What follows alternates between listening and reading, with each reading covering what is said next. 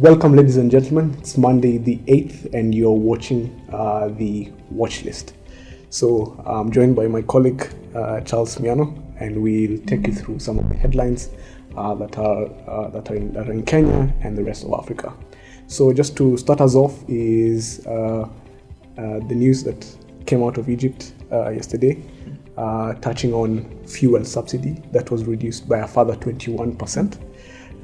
So if we see the trend, how it's been, they reduced it by about 37% in 2016.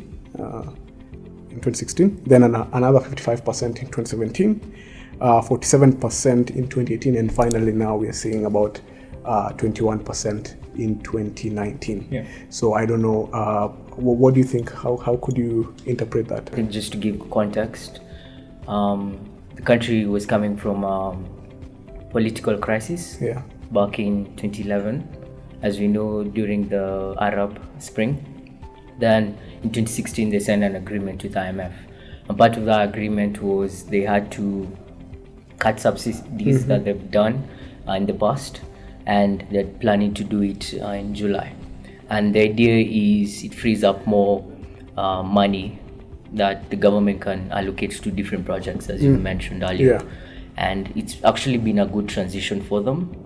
It's opened up more revenue lines, reduced the fiscal deficit, and it allows them to do more.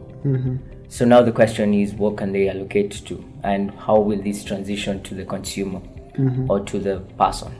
I know distribution of wealth across the continent and even the world has been a challenge.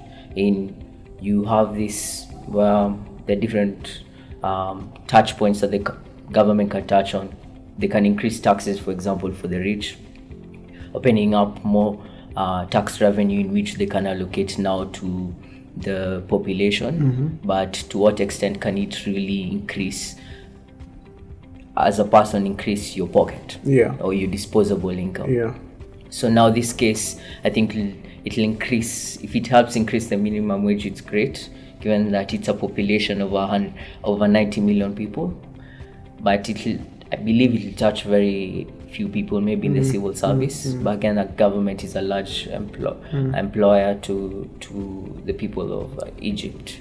So I think it's a positive. It's a move in the right direction. Helps them in the long term at least manage the inflation as well, because the government doesn't have to spend so much on subsidies. And now that they're used to maybe high levels of fuel prices, in the near term it's going to be a pain point, but in the long term it's going to be something positive for the country. And I think investors should look at it that way, where it's a pain point at the moment, but Egypt has moved taken quite a good stride from back in 2011, 2012 during the Arab Spring to where it's stabilized. It's under a stable political regime.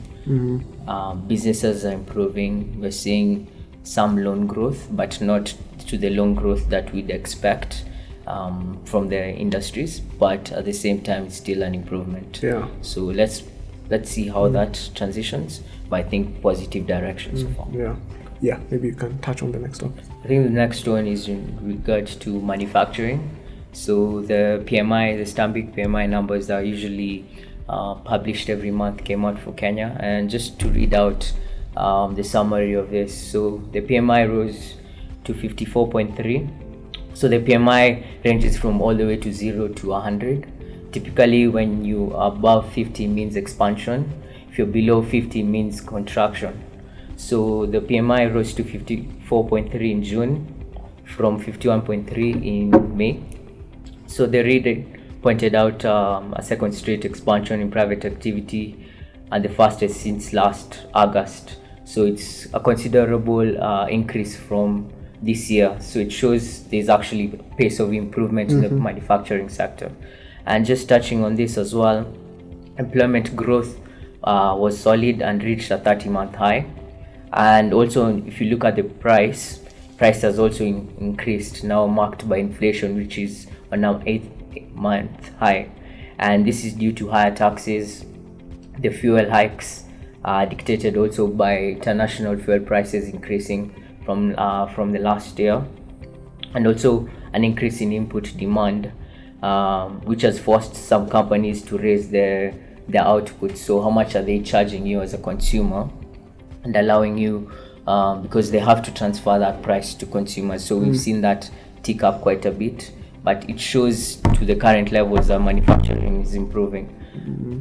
Employment is a 30-month high, so over 2 years employment is quite high. So I think it's a step in the right direction, but again, question is it filtering to the day-to-day mwananchi, right? Are they feeling it? Are they feeling it in their pockets? Are we seeing youth employment pick up, or is it something that is high level to a point where only the big industries are benefiting from this? There's been maybe arguments around the PMI and to what extent it shows the health of the economy. But just taking off from these numbers, it shows there's a positive trajectory. It's certainly positive from that, but based on some of the headlines that I'm reading and a tweet that I saw last week, it begs to question on whether that is actually what is happening on the ground. So I think one of the key headlines today is the fact that Choppies, one of its branches in Kiambu, has closed shop. If you see that, and I think it's not the first one. Was it in Kiambu? The previous one was in Kiambu, was in Bungoma. Bungoma, and then the branch that they had in Kiambu had initially been allocated to Nakumatt. But because of the financial constraints that Nakumatt was facing, then they were not allowed to become the anchor tenant, and that privilege was given to Choppies. And now that you're finding them closing shop, you know how much a supermarket employs. Every alley you're in, there are a number of attendants, right? So if you close down an entire branch that was serving a town, then you're not only impacting employment that the supermarket would have brought, you're also affecting the suppliers. You're affecting the owner of the building because he'd have received rental income from that. You're really affecting a number of value chains, a number of supply chains that could have potentially benefited from this. And then you also find a situation where I saw a tweet saying that, I'll read the tweet. My friend, also in the manufacturing industry, informed me this morning that he's closing down his factory and has already given notice of the same. Also, 10 out of 42 go downs in the industrial park is in closed shop in the last month. If you see situations where go downs are closing down, and these are manufacturers, you tend to question whether it's actually happening on the ground. I think we've covered that quite comprehensively. Maybe you can touch on trade. I think something that came out as well was in regard to trade, and Hallmark signing was done yesterday on Sunday, and I think what came out was what specifically we're talking about is the African free trade. The Continental Free Trade Area. So this allows 54 of the 55 countries have signed up.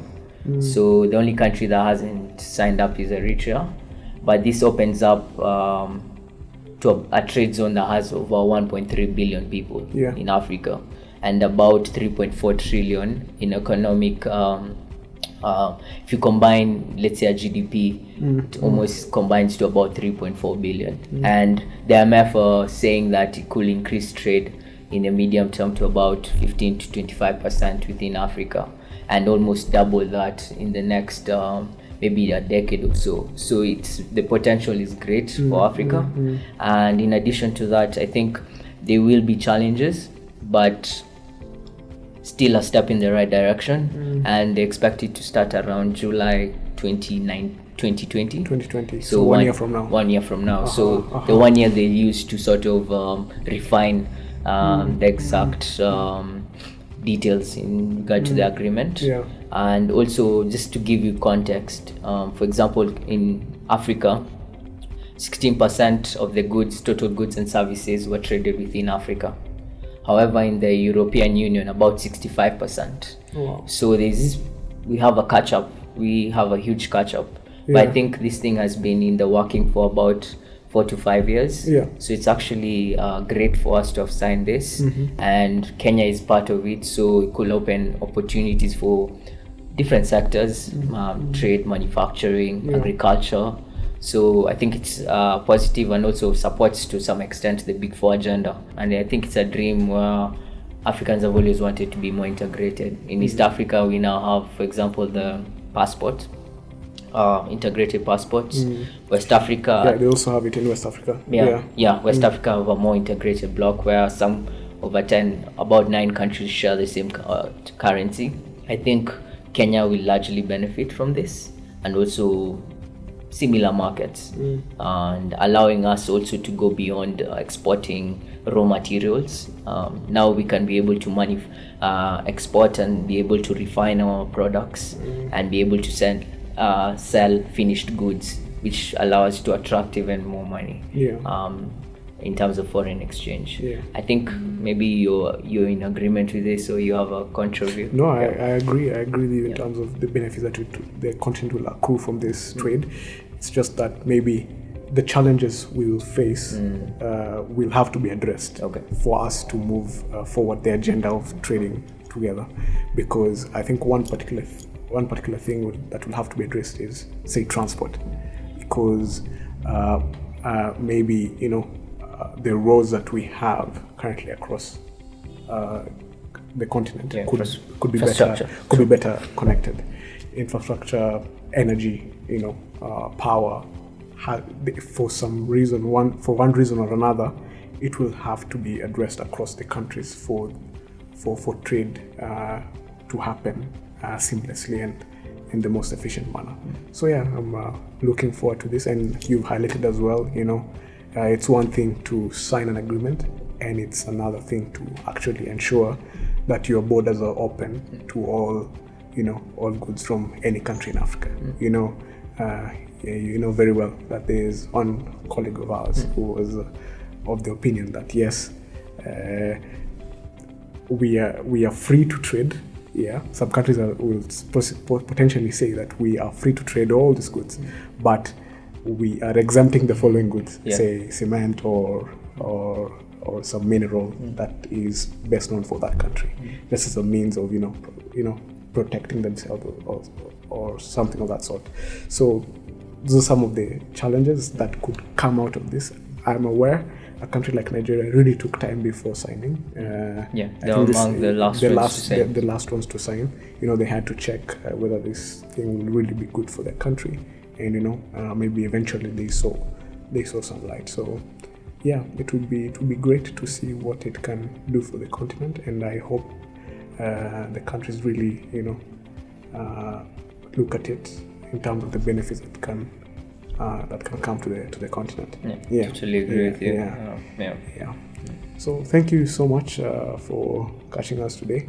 It was again Monday the 8th. We look forward to seeing you again next time. Thank you. Thanks.